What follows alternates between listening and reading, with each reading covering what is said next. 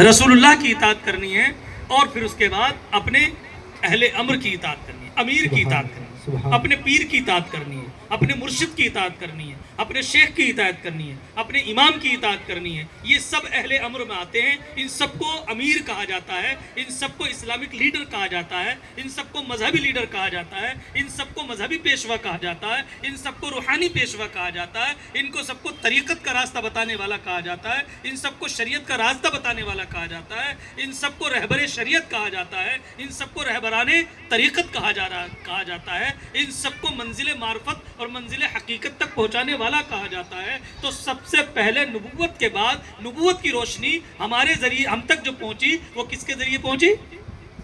حضرت سیدنا، زور سے بولو، حضرت سیدنا صدیق اکبر رضی اللہ تعالیٰ عنہ کے ذریعے۔ سب لوگ اپنا پانی وانی لے کے ایک طرف بیٹھ جاؤ، تھوڑی منٹ کی بات سن لیں۔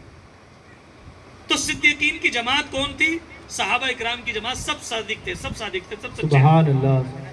صادق کسے کہتے ہیں؟ سچے کو۔ صادق کسے کہتے ہیں؟ زور سے بولو، سچے کو، اور زور سے بولو۔ سچے کو۔ اگر لنگر نہیں کھایا ہو تو بس تھوڑی دیر میں لنگر مل جائے گا، سبحان لیکن زور سے بول لو۔ سبحان اللہ۔ سبحان بھائی بھوک تو لگی رہی ہوگی، 4 بجنے والے یا بج گئے ہوں گے۔ تو سچا کس کو کہتے ہیں؟ صادق کو کہتے ہیں۔ صادق کہتے ہیں سچے کو، بے شک۔ اور صدیق کہتے ہیں اس سے بڑے سچے کو۔ جو صادق سے بڑا سچا ہو اسے صدیق کہتے ہیں، اور صدیق سے بھی بڑا کوئی سچا ہے تو وہ کہے صدیق اکبر ہے، سبحان اللہ۔ اس کو صدیق اکبر کہا جاتا ہے۔ تو سارے صحابہ صادقین تھے، اور کچھ ان میں مخصوص صدیقین تھے، اور ان مخصوص میں جب ڈھونڈا گیا ان سب میں سب سے بڑا صدیق کون ہے تو رسول اللہ نے پہلی اکبر لگا کر کے ممتاز کر دیا، یہ صدیق اکبر ہے۔ سبحان اللہ۔ سبحان اللہ۔ رسول اللہ نے پہلے ہی اکبر لگا دیا تھا، تو صدیق اکبر ہو گئے کہ نہیں ہو گئے؟ بے شک۔ تو سب سے پہلے ہم نے انہی کے ہاتھ پر بیعت کی، انہی کے مرید ہوئے، انہی کو اپنا خلیفہ مانا، انہی کو اپنا امیر مانا، انہی کو اپنا امام مانا، انہی کو اپنا روحانی لیڈر اور پیشوا مانا۔ پھر اس کے بعد جب آپ کا وصال ہوا تو پھر حضرت عمر رضی اللہ تعالیٰ عنہ خلیفہ بنے، تو وہ ہمارے پیشوا ہوئے، وہ ہمارے لیڈر ہوئے، وہ ہمارے امام ہوئے، وہ ہمارے پیر و مرشد ہوئے۔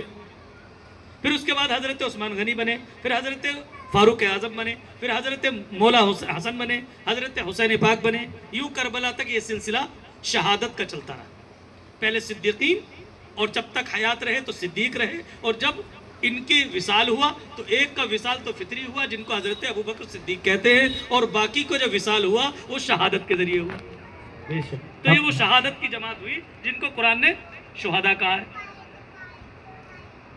اولئک الذین انعم اللہ علیہم من النبیین والصدیقین والشہداء والصالحین۔ تو یہ وہ شہداء۔ پھر اس کے بعد کربلا کے بعد میں سارے شہید ہو گئے، کربلا میں